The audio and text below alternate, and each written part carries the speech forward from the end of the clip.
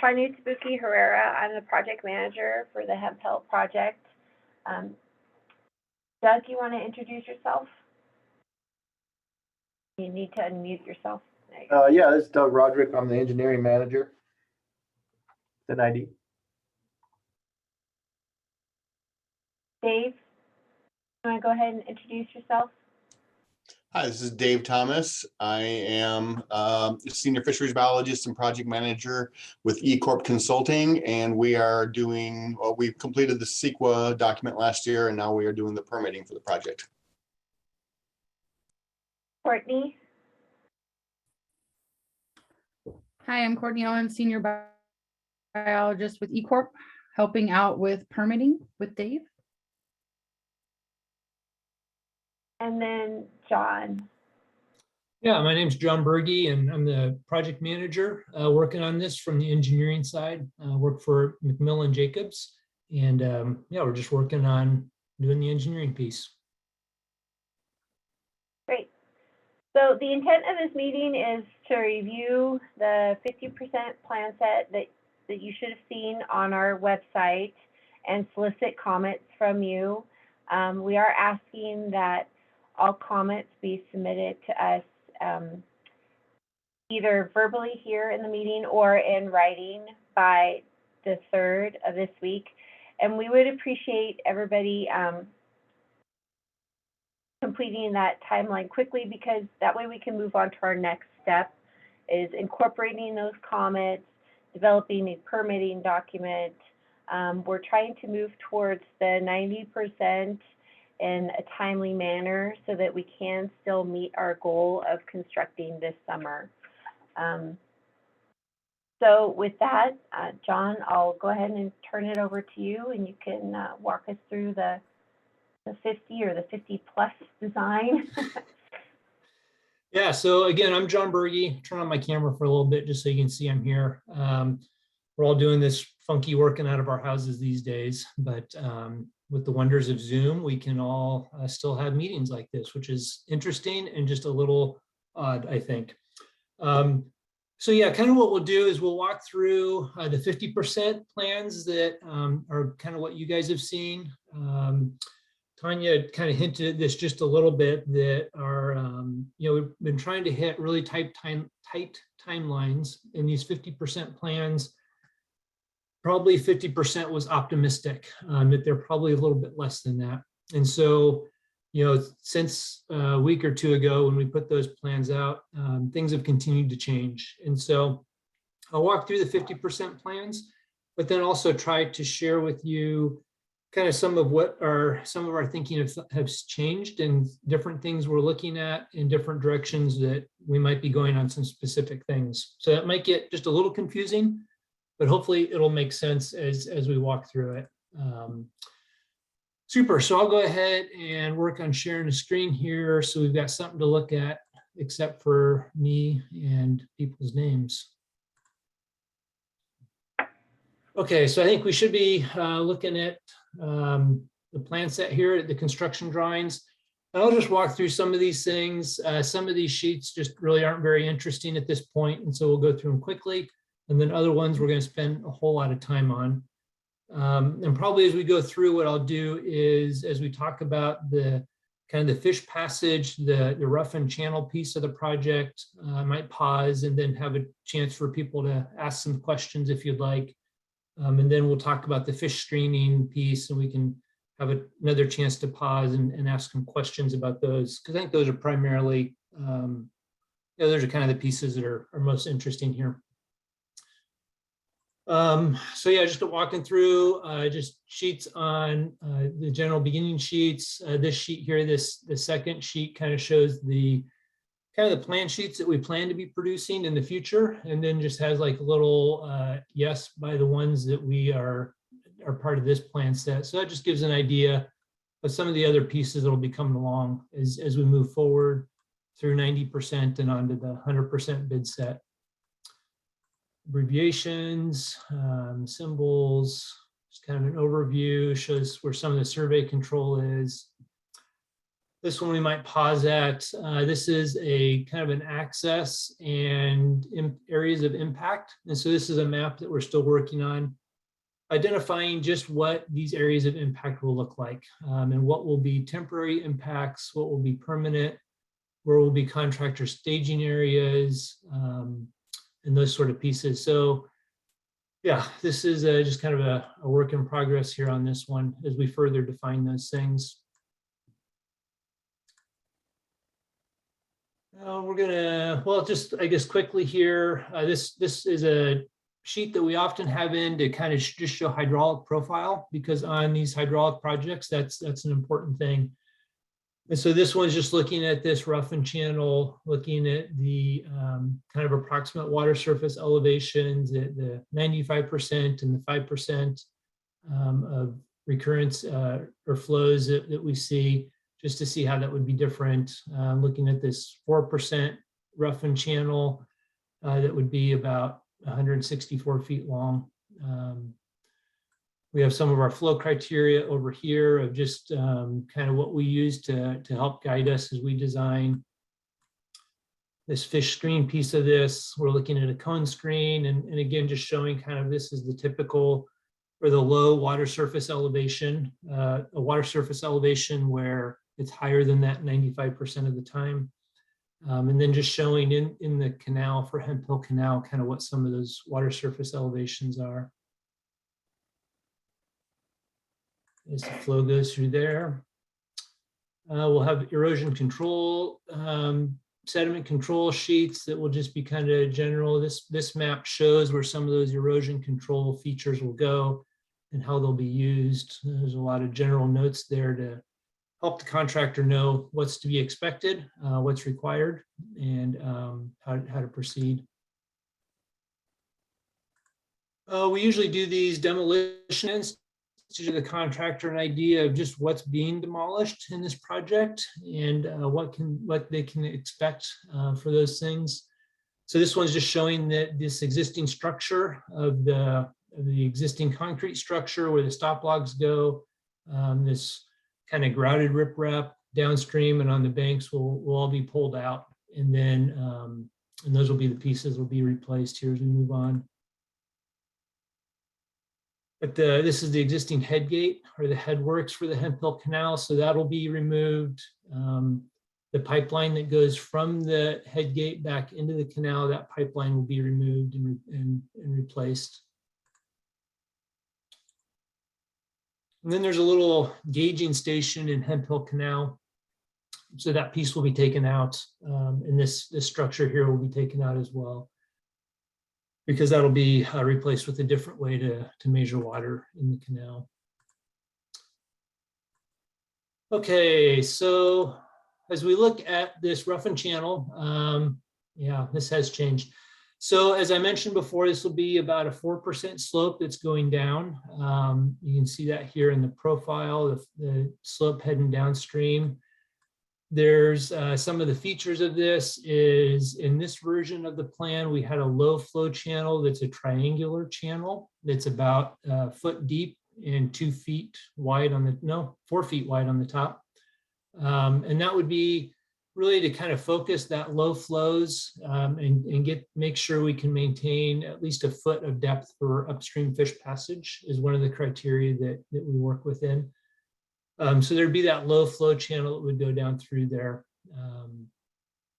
As discussions have continued, we've looked at kind of altering that and giving a little more, more variety to that, because right now there would be this low flow channel, and then once you got out on the sides, it would just be kind of flat. And then it would have like a gentle slope coming up the sides. And so we're looking at maybe putting in a little triangular channel there that then steps up into a trapezoidal channel. And I might have an image I can show you of kind of what we're thinking there. There would be most of this rock would be just stream bed rock that would be sized to meet CDFW standards, or maybe just a little bit bigger than that. Right now we're looking at somewhere around 20 to 22 inch D50, which means that that's kind of half of the rocks would be bigger than that, half would be smaller. So there'd be a variety of rocks in here These larger ones you see here would be, yeah, more like the 4 to 5 foot diameter rocks that would be placed in there. And those really just kind of help hold everything in place. And they also provide just flow variety and areas of refuge where fish that are on their way upstream can kind of hide behind those in the eddies for a little while. So those will be kind of placed around. I think, in my current plan, instead of just having one, they might be in little groupings of 2 or 3 or something, to try to break things up a little bit more.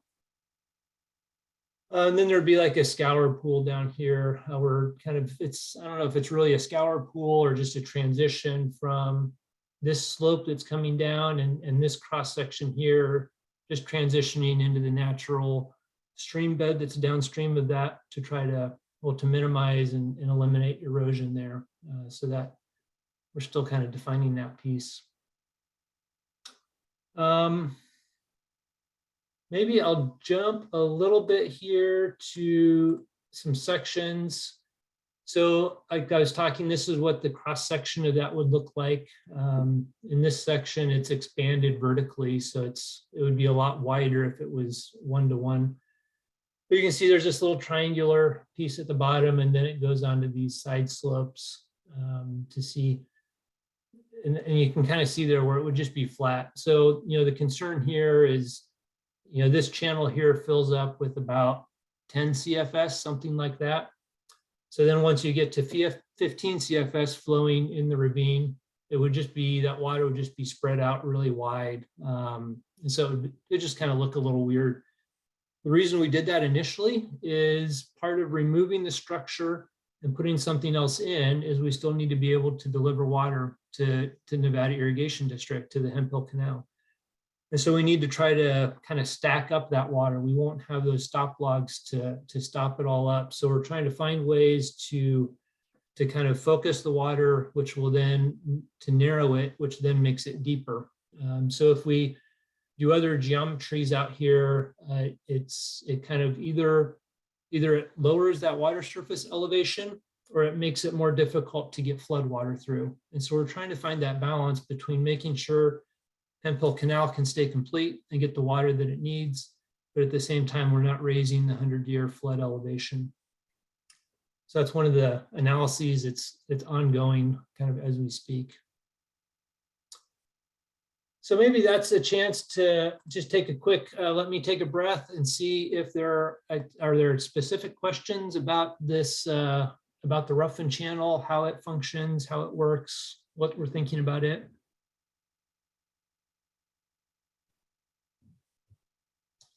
And I think there's some way to raise your hand or something. Yeah, you have to *9 to raise your hand and I will unmute you. *9, or is there a little button for raising your hand also if you're on the web? Yeah, there is. Should be at the bottom of your screen. Raise your hand button you can click on. All right. Well, it doesn't look like anything's coming up, so we'll just kind of keep moving, and there'll be more time for questions. So you can. I'm always willing to go backwards. Sometimes I do that better than going forwards. All right, looking on down. Nope. John, we do have a question. Okay. I'm just having a hard time seeing where it went. I think Jim Hoffler had a question. If you could hold on one moment and I will unmute him. There you go. Jim, you should be able to unmute yourself if you're muted. Yes, I think I've done that. And my question relates to the big boulders and the smaller rocks. You're talking about 20, 22 inch, some a little bigger, some a little smaller, that sort of thing. Have you looked at the potential danger for high flows to scour out some or all of this roughened rock ramp? Yeah, so that's part of the analysis that we do. Is we built this. It's a two-dimensional hydraulic model in a program called HEC-RAS, as very commonly used for these things. And so in that we can put in all the different flow kind of regimes. So looking at the low flow to make sure the system functions at low flow. Looking at high flows to make sure, like you just said, it doesn't all wash away. And so we look at the velocities, we look at the shear stresses on those rocks, and yeah, that's part of that whole analysis. one of the interesting things as we look at this, and I can't remember if we talked about this in our last meeting, but the hydraulics of Auburn Ravine are just very interesting. And so, normally flows are pretty well controlled, but there's also these flash floods that come through, or these, high flow events. And there's been a number of reports that have been done in the past that have given 100-year flood flow rates ranging from like 5,000 CFS up to 15,000 CFS. And so that's just a really big difference. And so the FEMA, kind of the one that it is the trump card, at least in a lot of respects, is that 15,000 CFS. And when 15,000 CFS flows through Auburn Ravine, it just pretty much floods everything. At that point, everything is wet and there's water everywhere. And so when that happens, the velocities and the shear stresses tend to go down. And so what we found is really the kind of the more critical flow regime is around the 4,000 to 5,000 CFS is when just about all the water is still in the ravine and you get the highest velocities at that point. So we are looking at that. We have talked about, looking at, can we just do it with big rocks, or do we need to kind of anchor those rocks with grout or something like that to hold those in? And so that is, we are still looking at that and investigating that, and yeah, trying to make sure that things don't go away when we get a lot of water down through there. But then kind of while we're talking about rocks, because it's so much fun to talk about rocks, is kind of on the flip side of that is you want to have these big rocks so that not everything goes away. But if you just had a whole bunch of big rocks in there and you dumped water in, all the water would just like go to the bottom, wherever the bottom is of the big rocks, because there'd be all these voids, this interstitial spaces. And so along with having really big rocks, there's a lot of criteria that we'll have in our specifications for the contractor about the smaller rocks. And so you have these 24-inch rocks, and then you're going to have 3 and 6-inch cobbles, and then you're going to have 1/4-inch gravels, and then you're going to get down to sands and even some silts that they'll need to put in there.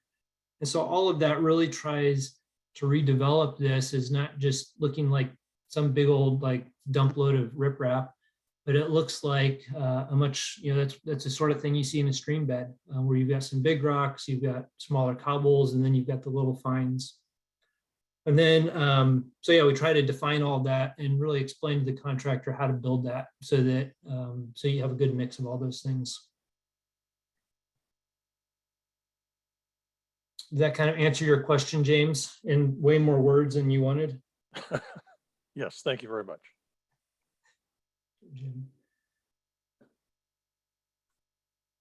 All righty, we'll move on to the fish screen. So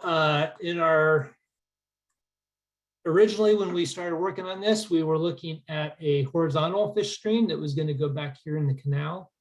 And I think it was kind of mid-concept design or partway through our concept design that we really felt like the horizontal screen back in here was just not going to work. And really the reasoning or the thinking behind that is the criteria for NIMS and for CDFW, primarily on this one for CDFW, for a horizontal passive screen like that was going to require the screen to just be really big. And so it was larger than what we were first anticipating. So that was going to be a challenge. And then it is still kind of an experimental technology is what it gets defined as in the NIMS guidelines. And so that just requires a lot more effort, many more conversations. I think it would be a solution that could work, but given the timeline that we're on and what we're trying to get done here, we felt like it was just time to cut bait on the horizontal fish screen and go back to the cone screen, which was another thought that had been proposed previously. And so we've kind of landed on this cone screen, putting in one cone. This cone would be like a 10-foot diameter at the bottom and would slope up like a cone up toward the top. It would sit in this kind of concrete alcove that would protect it from flows when there's high flows coming down. We'd have, we're looking at putting stop logs out on this leading edge of it so that the fish screen and this alcove could be separated from the water and from fish and from, yeah, so for maintenance and just protection of this, that would be a good way to do that. So there'd be a little walkway out here where staff could come out and put in stop logs or remove them. And then the water that comes in would flow down through the cone screen and kind of come through a pipe and on out into the canal. Let's see, looking at a profile of that, it would look something like this, but we've gone through a couple other iterations of this. Instead of doing a big pipe, we might end up doing more of a rectangular conduit that would allow us to not dig quite as deep and come across.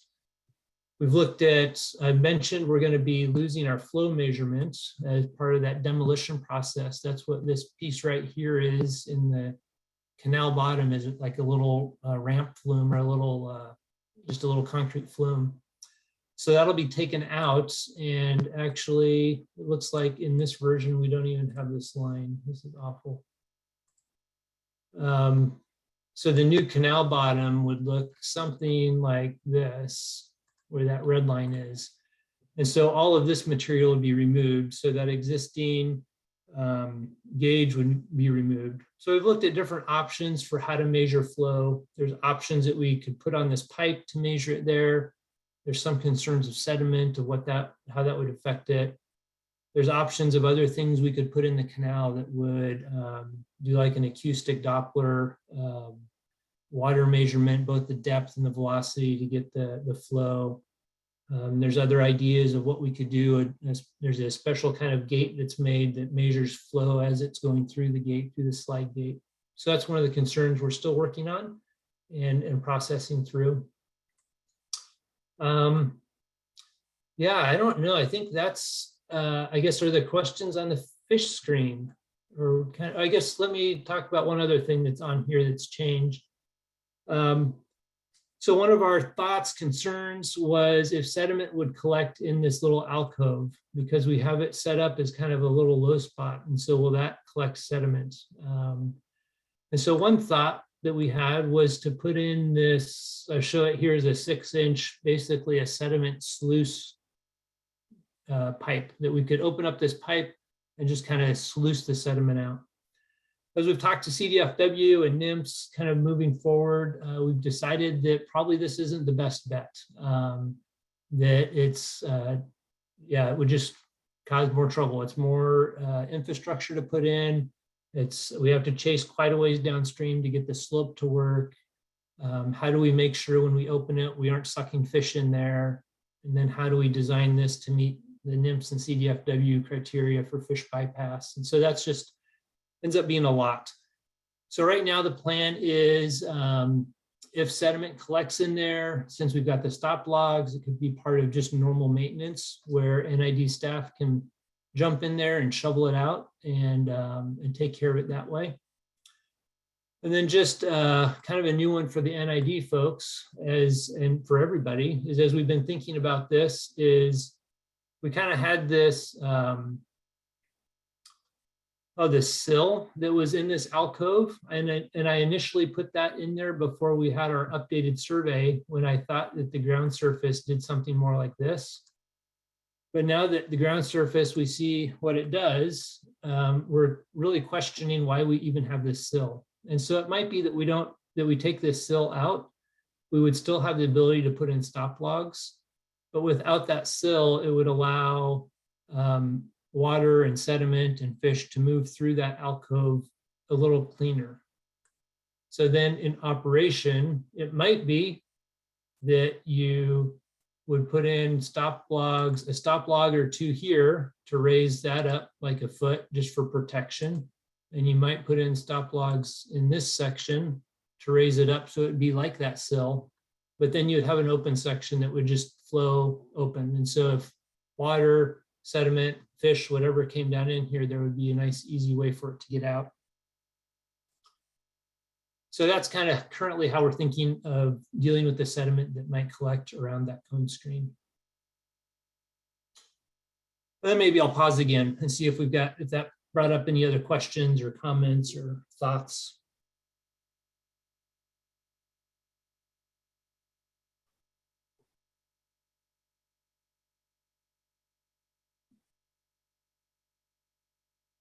Excellent. I'm putting everybody to sleep very nicely.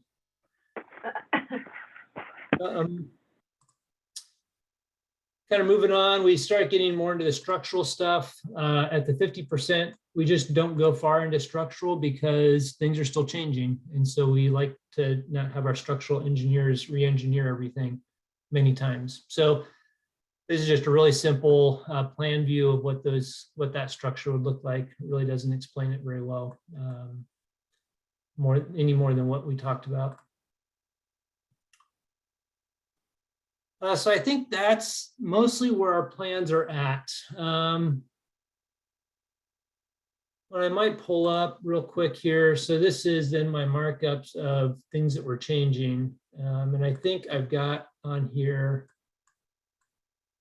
Yeah, so when I was talking about this, changing the geometry of this kind of the crest of the roughened channel, this is kind of what I was talking about, where we would have a V down in the bottom, we would have a trapezoidal section that would allow more flow to come through and kind of still be kind of focused, but not go all over the place. And then it would go up higher as we went out to the high flows.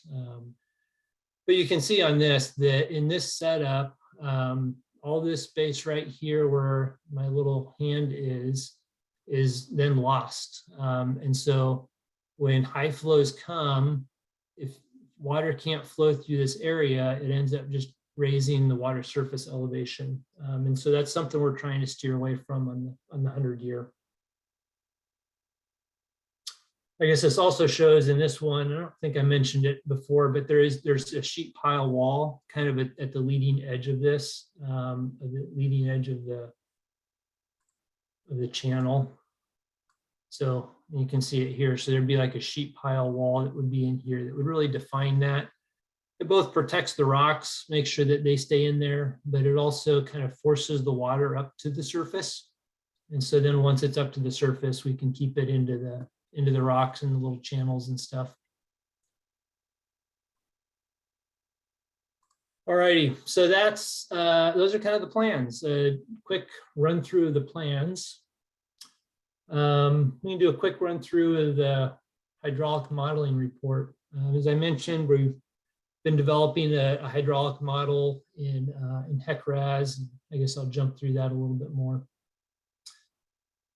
So yeah, these reports are just, have an introduction, kind of talk about some of the background, and I'll zoom in a little bit so you can see that better, see what I'm looking at. Kind of defining what the project is and where it's at. And so some of the topographic mapping, we used LiDAR for the majority of this, and then we had some survey done just specifically right around that area where the structure is to make sure we tie in those spots much better. We look at different land covers as part of the hydraulic model to just make sure we're defining, what's channel, what's rocks, what's wooded, what's grasslands, which all affect these. There's this Manning's roughness coefficient, this N value is really defines or controls a lot of how hydraulics works, or it's what we use to help define that. So these are some of the N values that we used for these different areas. Kind of define the hydrologic condition. I talked about this a little bit of the different flows. So this stream stats is a USGS program or I don't know, analysis that you can do on watersheds to look at the 100-year flow. And so that's where I was saying, so that one comes up with a 100-year flow of 4,600 CFS, but the FEMA gives a 100-year flow of 15,600. And that's a significant difference between 4,000 and 15,000. But so that's this 15,000 is kind of what we're using as that 100-year. And that's the one when we talk about putting in a structure that doesn't raise the 100-year flood elevation. That's the one we're talking about. So we developed the hydraulic model. We use this HEC-RAS. It was developed by the U.S. Army Corps of Engineers a long time ago, and it just continually each year gets updated. So right now, the most current version that's out is this version 6.1. It uses these neat hydrodynamic routing equations, different ways to do that. We do this in a 2D model, so it's looking at both the flow going parallel with like the center line of the stream, but it also deals with flow going off to the sides and allows for more spreading of the water, takes those things into account much better. And so when you have complex geometries and things changing, that's when the 2D models really come in handy to be able to see what's happening. So here we just kind of define the geometries, how far upstream and downstream. These 2D models work on a grid. So you define a grid that have these cells. And so when you're off on the sides, kind of in the floodplain areas, you can do a bigger cell, but when you get down to the middle, you need to go to a much smaller cell. And so that's some of this, this is talking about that, changing that computational grid. And so you lay this grid over the area, and then you define how much water comes in. You define what the conditions are like for the water going out, and then you just kind of let the computer do its thing. Here's where we talked about the mesh or the grid being large out on the sides. And as you get into the ravine, you can see we tighten up that grid. And so this here is the existing condition model that we run. And right here is where the diversion structure is. And you can kind of see the existing riprap that flows down and some of these holes that have developed downstream of that. So we take that initial condition, we run the baseline flow through it, the 15,000 CFS, and really try to compare it to what FEMA has. So this is what it looks like when you run water through there. And the darker blue is the deeper water, and the lighter blue is the shallower water. So that's where you can see that the water is just kind of everywhere in that whole ravine when that happens. So from that, we get this baseline water surface elevation. This is just talking about running the flow down through there. I think this is the velocities. So you can see the velocities, again, red is higher velocity, blues are lower velocities. And then we calibrate the model to FEMA. So in the FEMA puts out these flood insurance maps, and they kind of show at each of these cross sections what the flood elevation is. So that's kind of what we use to compare ours to, and it shows also kind of the extent where where the flood area would be. So then we look at, this is the FEMA flood elevations. This is our water surface from our model. And in some areas it's right on, some areas it's higher than a foot, some areas it's lower than a foot. So just kind of go through that and do a little bit of a sensitivity analysis on the N value, because that is a kind of an important piece in how water flows down through these systems. And yeah, just try to find the right N that fits in there to match up with the FEMA model, or with the FEMA cross sections is what we're doing there. So then we looked at, so now let's put in our proposed roughen channel and that crest. This here was done with that little V that is in the low flow V. It doesn't have the trapezoidal piece to it. So it's that V that you see in there, and just kind of run through the same model, looking at 100-year flows and what happens to the water surface elevation. How much does the water spread out? And here you can kind of see what we're struggling with is, this is the darker blue line is the existing, and this lighter blue line is the proposed. And so looking just at a cross section of, or the profile, I'm sorry, the profile of this is right around where the structure would be. you would see a little bit of a rise in the water surface elevation right after it comes over the structure. You can see that difference between the low flow channel and the existing terrain there. What's interesting is when you look at a cross section across that channel, here you can see that proposed water surface elevation is a little higher than the existing, but it really doesn't get any wider. So really, when you look at the overall cross section of the water surface elevation, we're not sure that we're raising it.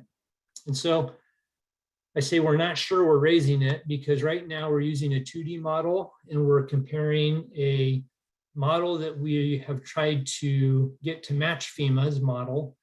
And we're using then and comparing that to a proposed model.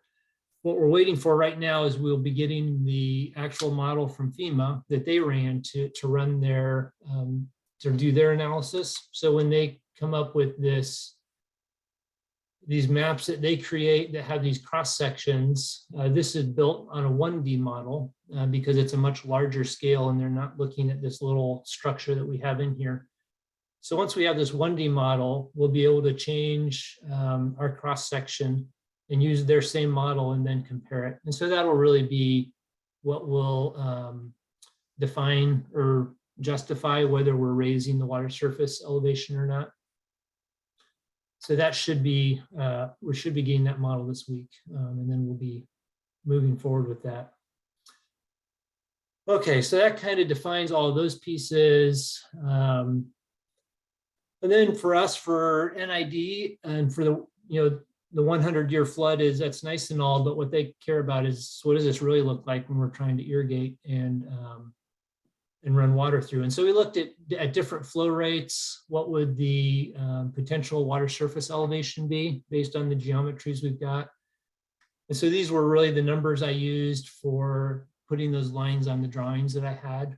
This 13.3 is kind of, that's that 95% flow, that 95% of the time it's the water's, there's more than 13.3 CFS in there. And then you just kind of see, and you can, we talked about, we had that little V and then it gets really flat on the sides. And you can see that as the water gets out of that V, so like from 13.3 to 20 CFS, there's no change in water surface elevation. You add another 30 CFS and it raises by 0.1. And that's because that water is just spreading out all over the place. And so that, I think if we added more variety to that cross section, we would be able to see a little more rise in water surface elevation as the water started coming up, which is kind of an interesting aspect of that. Then we can build a little rating curve. And so we'll end up doing this for the district. So they've got a really good sense of if the water surface elevation at that alcove where the cone screen is, if it's at 199.2, then we must have how much water flowing through there.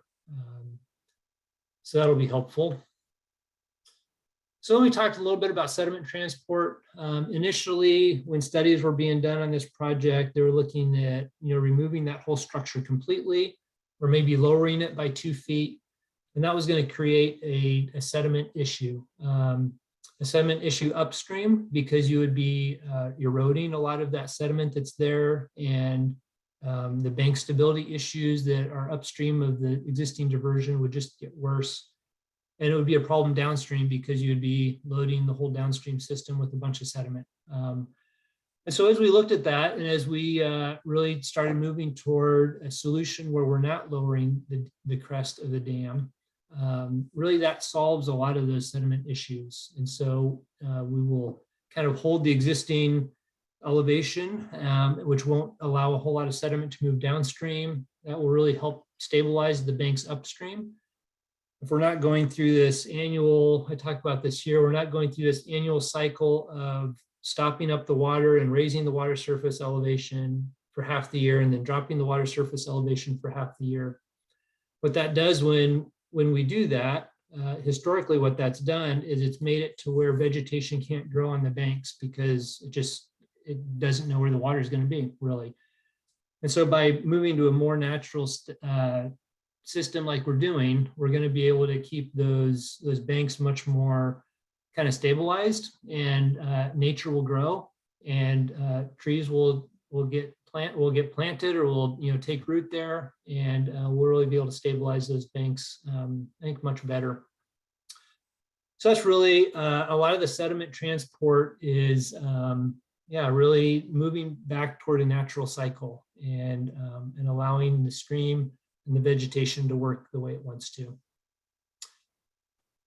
Hemphill Canal hydraulics, kind of what we did there is we took a look at how does that canal work. And since we've lowered the water surface elevation in Auburn Ravine, how do we still get water into the canal? And how do we make sure that the canal functions the way it used to for the users?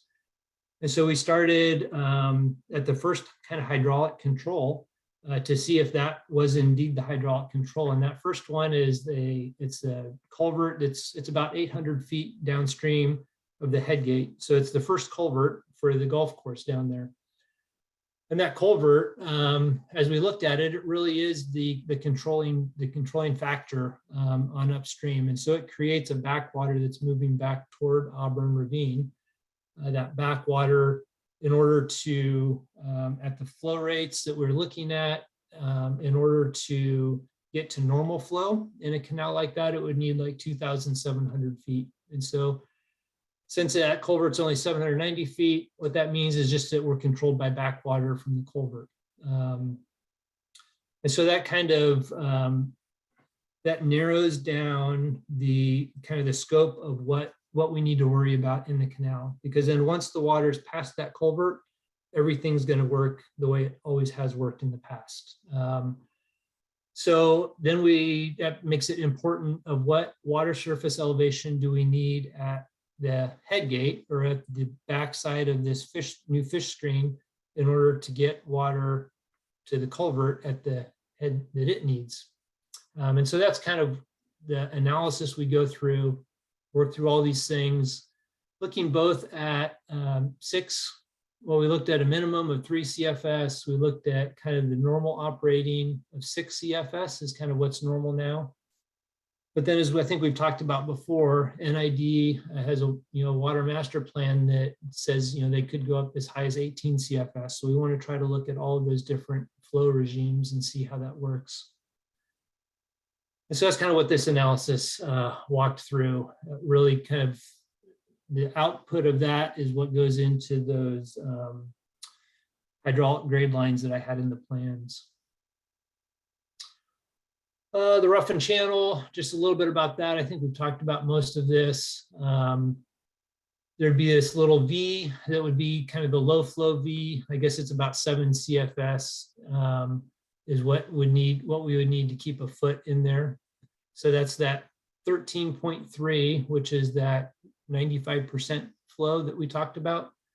And then if there's 6 CFS in Hemphill, which is kind of their normal flow, then that leaves about 7 in channel going down that low flow channel. And it's at about 7 CFS that we get 1 foot of flow there.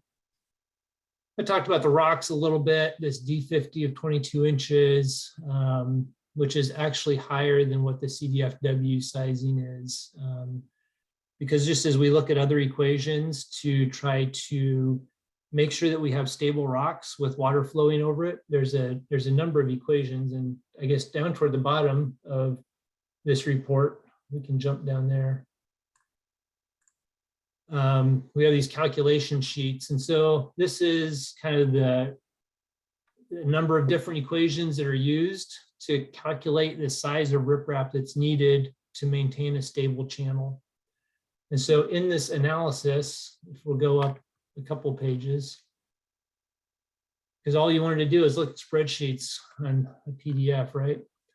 But this is where we looked at kind of a Q max of 5,000, and then a Q100 is this 15,000. And so kind of we looked at kind of a bank full width for the 5,000 and the whole channel width, or that whole kind of valley width for the 15,000.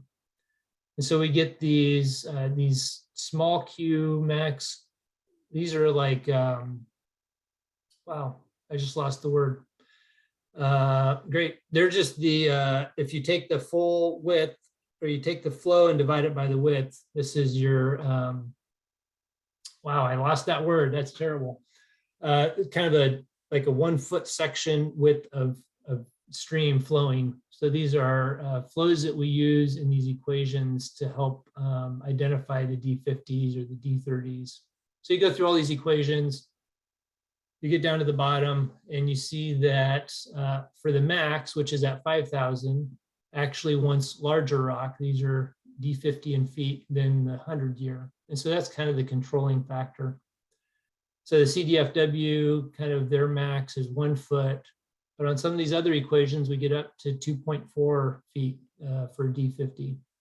So often what we do on these analyses is we take an average as a starting point. Sometimes we'll drill in deeper on, each one of these equations were developed based on a set of assumptions. And so making sure that our system fits within those assumptions. So it might be that as we look at this more, we might cross some of these off and say, this one here just really doesn't apply because it's just for like really steep slopes, like 10% slopes, and we just have 4% slope. So we'll look at some of those things a little bit closer. That's where we get this this range of rock of what we use. Where did I leave off? Line up above all of that. So I think that was, so that's kind of the rough and channel piece. And so there's the conclusion. So kind of where we're at moving forward is we'll get this FEMA model, which we'll be able to use their model to compare their 100-year analysis with what our proposed condition would be for a 100-year flood. And then based on that analysis, that'll really help us know how we can define that crest and what flexibility we have and where we're limited. So kind of the hole we're trying to hit is not raise the 100-year flood elevation, but still be able to deliver water to NID. All right, any questions on hydraulic report, I guess?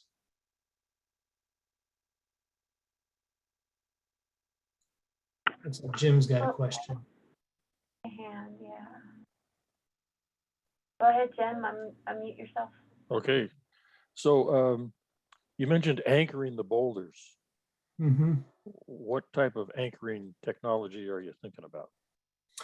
Well, I mentioned that, but then, that analysis that I just showed you down at the bottom, all that whole analysis shows that if we put in rocks that had a D50 of 2 foot or 22 inches or somewhere in there, that they wouldn't move. And so that leads us toward, we don't need to anchor. We haven't crossed it off, but the direction we're going is we're not going to anchor because we're going to put in 2 foot diameter rocks. They're all going to be put together.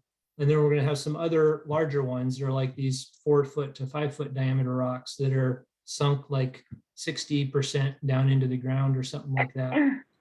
And so we really believe that the combination of all of that we won't need to anchor. If we needed to anchor, it would likely be just using just grouting some of these rocks together in some of those bottom layers to help hold them together, help hold the bottoms of them together. But that's really at this point. I don't know that we would look at any like trying to drill into the rocks and set, geotechnical anchors down into the ground. I don't think we're looking at any of that. Okay, I have a couple other questions. Yep. You talked about the sheet pile barrier at the level of the existing sill, basically. And I think you were saying there would be a little notch in that, right, Mm-hmm. where the low flow channel starts. Is that correct? That's correct. Okay. And then the low flow channel, that kind of V or semi V that you were talking about, is that somehow constructed, or is that just a low place in the surrounding rock and gravel? Yeah, so it'll be constructed. So these roughened channels like this, we have to make very specific specifications for the contractor, because you can't just dump a bunch of rock out there and push it around and be done. So these things are really, they end up being hand placed. And so that whole concept of, that V I had is 1 foot deep and it goes at a 2-to-1 side slope. So at the top, it's 4 feet wide. And if you tried to picture building something out of that, building that out of 2-foot diameter rocks, it's like, well, how does that work? Yeah. You don't have to be an engineer to figure that out, right? Yeah. And so that's where, some of the variety of all these rocks is going to come in. And so, yeah, in that low flow channel, there's probably going to be smaller rocks that are in there. And so I think that's right in that low flow channel is the area where if there does need to be anchoring, or if there does need to be like grouted rocks down in there, that would be where it's at, because you're asking those rocks to be, to define a very well-defined channel, but you're also asking them to withstand really high flow velocities. And so you're kind of asking a lot out of those rocks. And so that's really, it will be a formed channel in the sense of kind of hand-placed rocks. It won't be like a concrete channel. So it's, it's not going to be uniform all the way through. There's going to be some areas where it's deeper, some areas where the side slope's different, just depending on how the rocks lay out.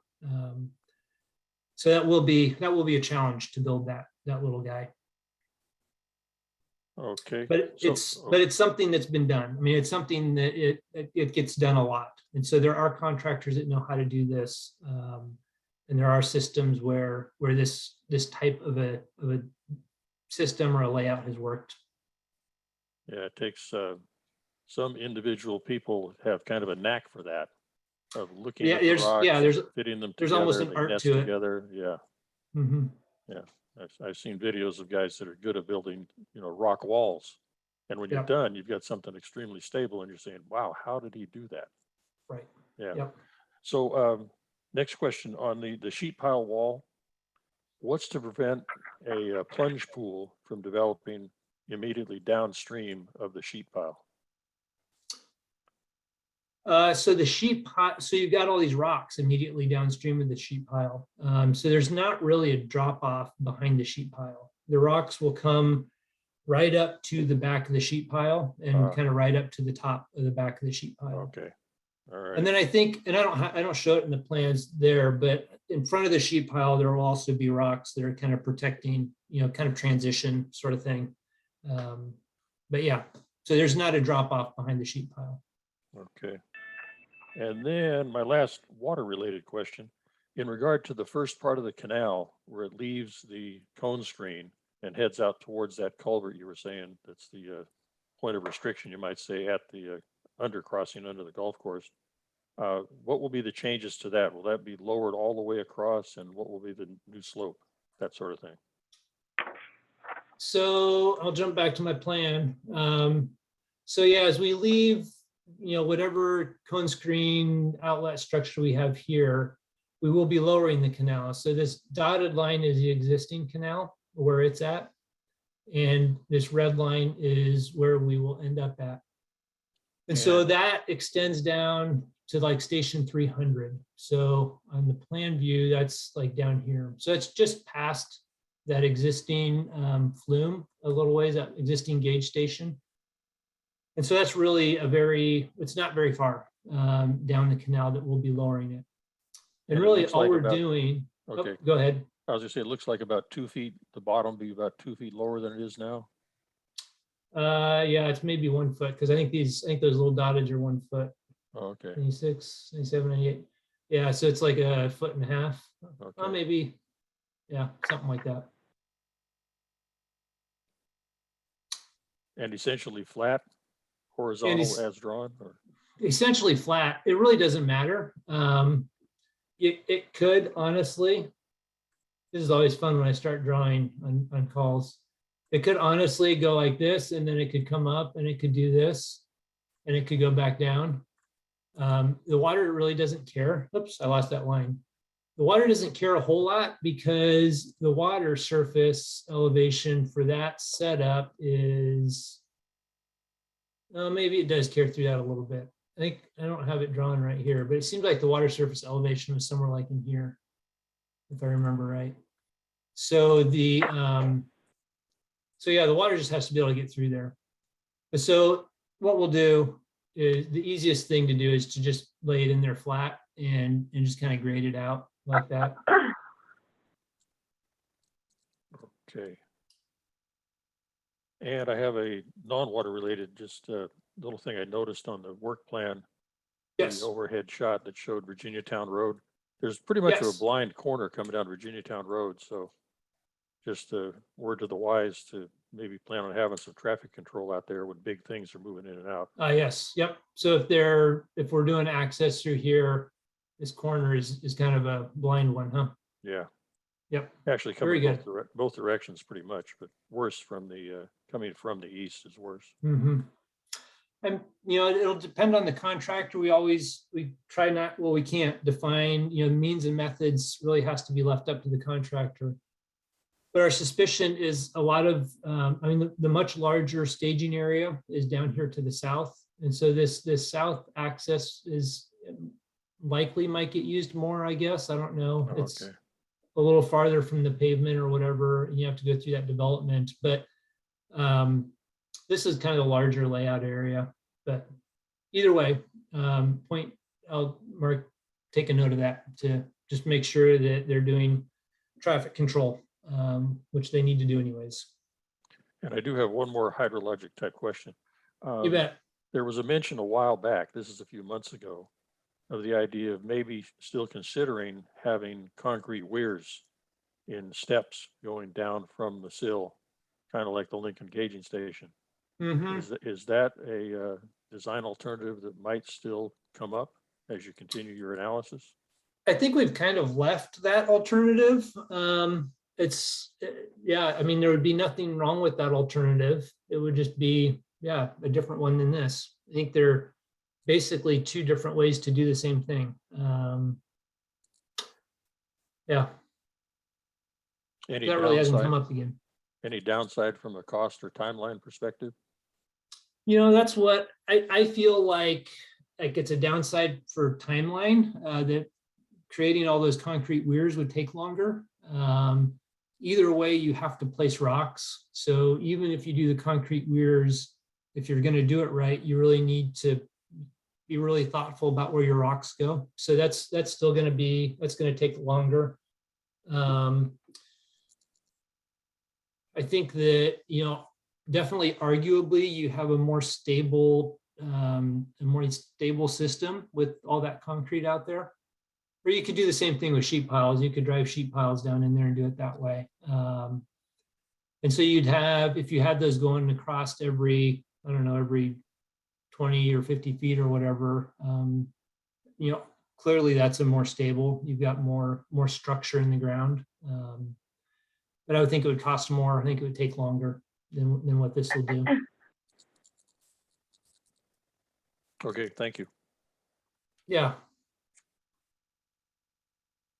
Okay, Eric Byer, you can go ahead and unmute yourself.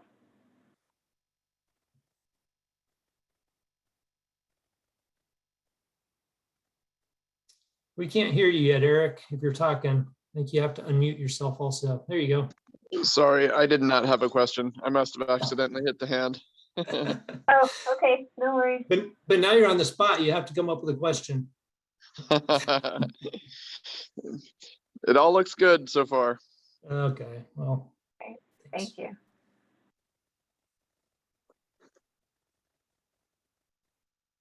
Okay, any other questions before we move on? Yeah, Jim Hoffler here. I have a fish related question. There was mentioned on a previous call of somehow designing that sheet pile wall at the upper end so that it would allow for passage of lamprey, maybe somehow rounded or not vertical. Yeah, so that's where, you know, having those rocks come right up to it is part of that answer. You know, there's again, getting rocks to sit just how you picture them when you're sitting at your computer in your office, and trying to make them do that in the field is a different thing. But so the intention will be to bring those rocks right up to it so that lamprey will be able to crawl right up there. But you know, the other thing we've seen in experience is lamprey going up vertical faces of things and crawling over them. And so if there is a little bit of vertical face, lamprey will be able to cross that, will be able to climb up it. But every intention is, especially in that low flow channel, is to have that rock come right up to the lip, kind of on both sides. So like I mentioned, we have rock upstream as well. Because I'd kind of like to see that rock come up to both sides to where, you know, and ideally you wouldn't even see the sheet pile through that low flow channel. This is kind of how I envision that happening, and how we'll plan on defining that for the contractor. Yeah, so lamprey are able to climb vertically on a moist wall, you know, as long as there's somewhere to get purchase with their ugly little mouths. But then when they get to the top of the wall, if there's flow coming over there and it's like a hard edge, they just get blown right off before they can make it over the top. So I kind of like your idea of having the rocks up pretty close to the same elevation as the top of the sheet pile, because then they can kind of scoot across there, you know, maybe off on the edges where the rate of flow is not so high. They could, you know, still get on past the sheet pile if they've got rocks that are approximately the same elevation as the top of the sheet pile. Yeah, and we'll take a look at if there's anything we can do at the top of the sheet pile to help. You know, whether if it's just rounding, great, or if there's some other something that helps that. I'll kind of have our team take a look at that and see what we can do. Thank you. Yeah. Chris, you can unmute yourself.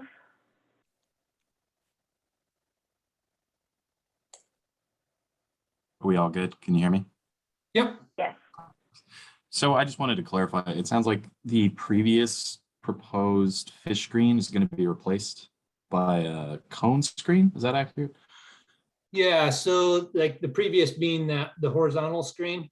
Right. Yep. So yeah, we're going to go back to a cone screen idea, which is just another process. It's just another way to do screening. Right. Yeah. It's not really going to change the footprint very much. It's pretty much the same kind of. Yeah, it will change the footprint. It actually kind of reduces the footprint, I guess. I'm trying to see which drawing. This one will show it good enough. So before, when we were looking at at that horizontal screen, the footprint of it was going to be, I don't know how big it was going to be. It was going to end up being something like this. And it was going to sit back in the canal, right? And so you'd have some little head gate that would just get water in here. Fish would get screened here. Fish would return out there. Canal water would go on down the canal. So now our footprint is kind of smaller, but it's on the bank. So it's right there on the bank of the ravine. And then we'll just have a pipe that goes out to the existing canal. Okay. Does that make sense? Yeah, it does. Thank you. Okay.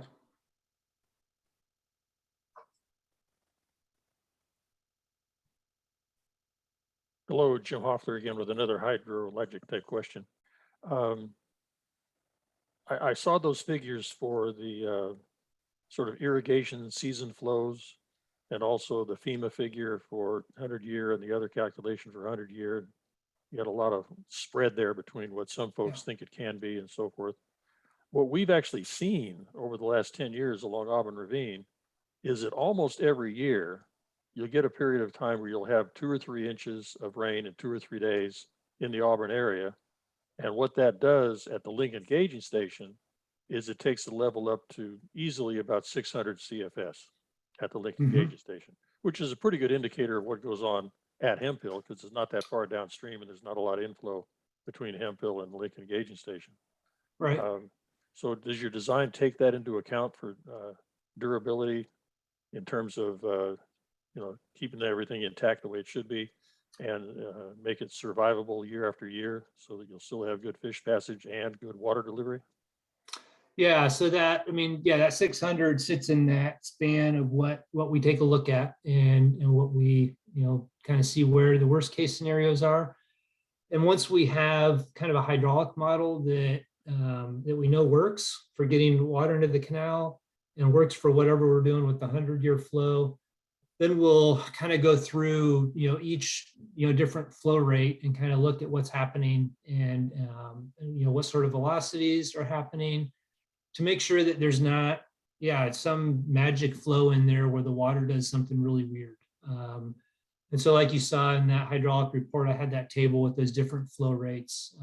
We'll go through, a number of different flow rates like that and look at what's happening and how the system's responding or working within that.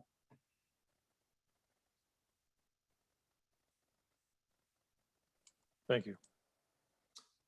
I kind of wish that we could just say the maximum flow is 600 CFS instead of 15,000, but I don't think I can say that, so. Right. We did blow through that very significantly end of October last year.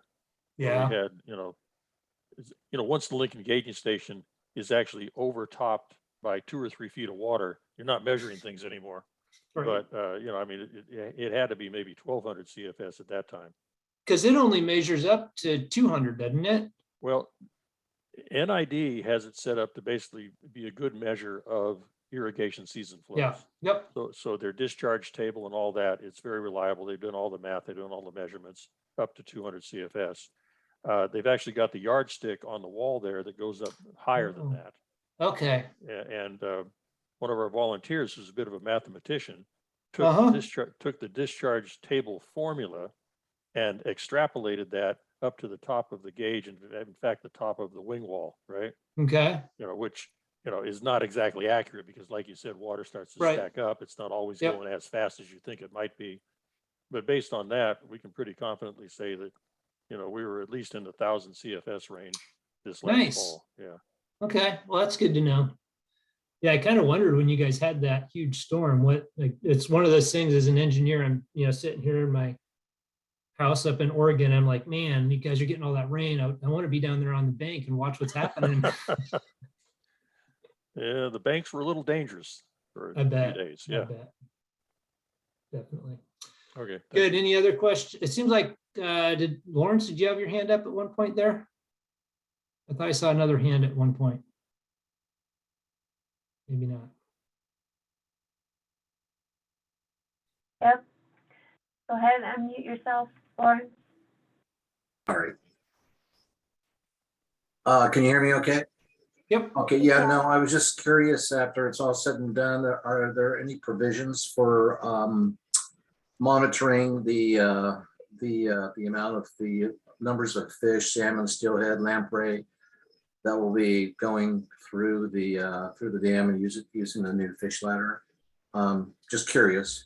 Yeah, there's nothing built into this system. Sometimes, at big dams, they'll put in monitoring to count fish that are going up and stream and stuff, but there's nothing going into this one that will be counting fish.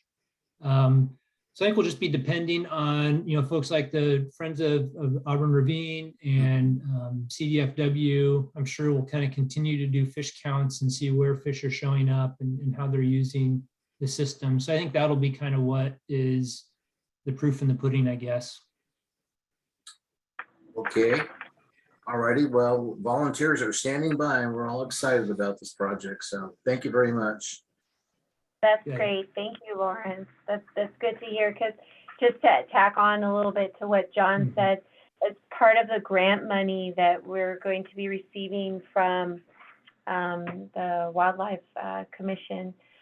We will have to have some sort of metrics for seeing that the project actually succeeds in terms of fish. So knowing that there's volunteers available will greatly help us. Okay, that's good news. Thank you. Thank you.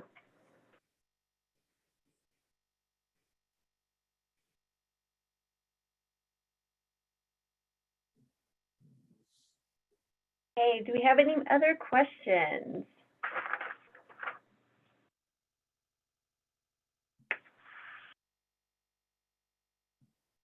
So at this point, I'd just like to turn it over to Dave Thomas with ECORP, just to give us a little update from a permitting standpoint, so you guys know where we're at in that realm. Dave, you can go ahead and unmute yourself.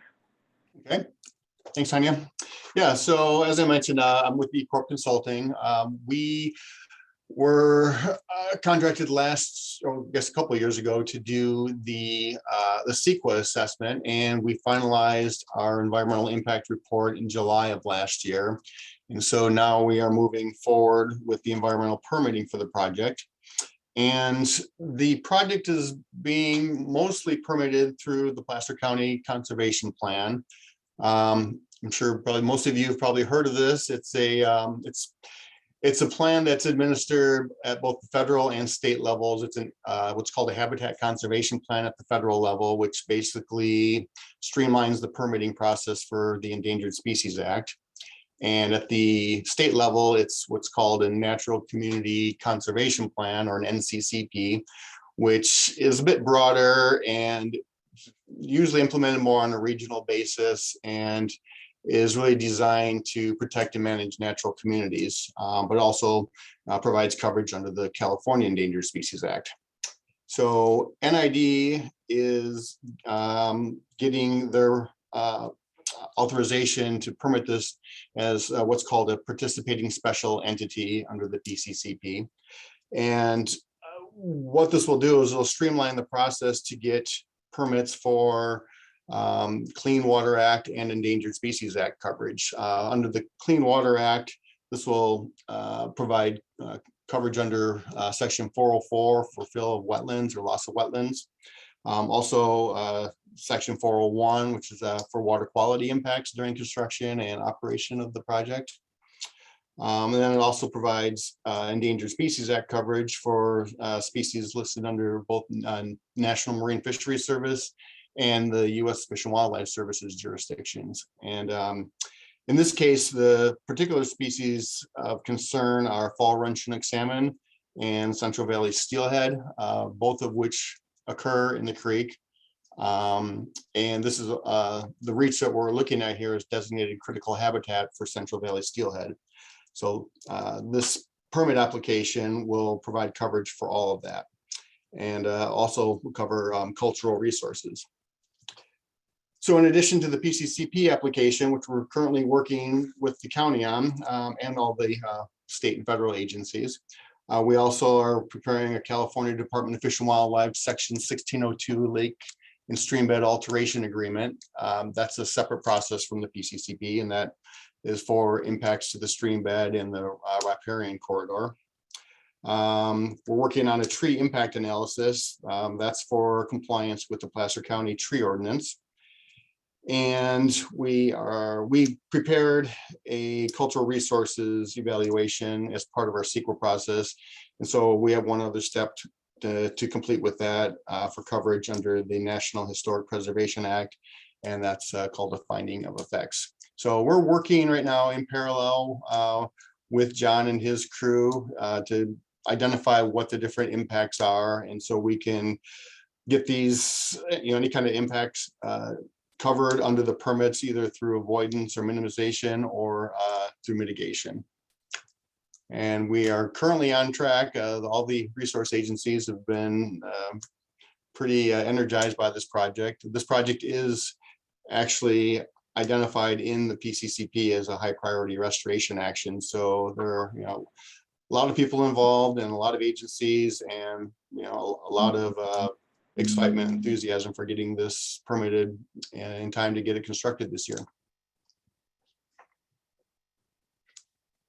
I think that's it. Courtney, I don't know. I'll go ahead, Tanya. No, that's good. Yeah, was there anything from Courtney?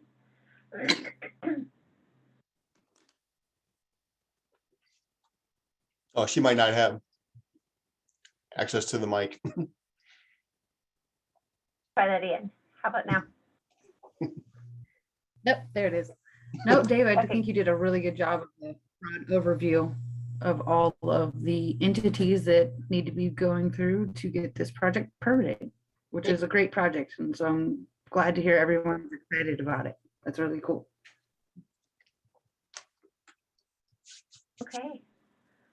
Well, before I close it out, is there any final questions?